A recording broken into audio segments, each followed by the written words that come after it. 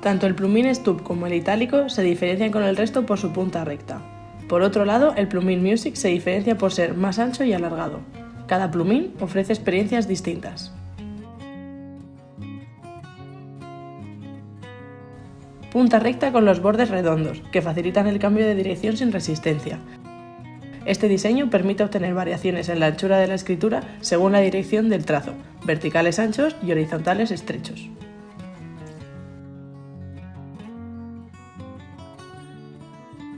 Tiene punta recta con los bordes angulosos y esquinas bien marcadas.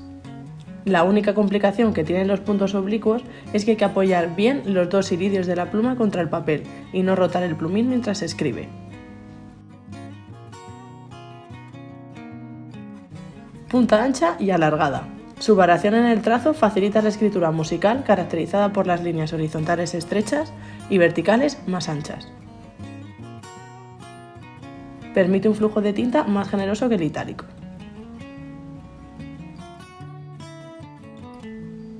Aquí podemos apreciar la diferencia que tienen, siendo el plumín Music la más gruesa.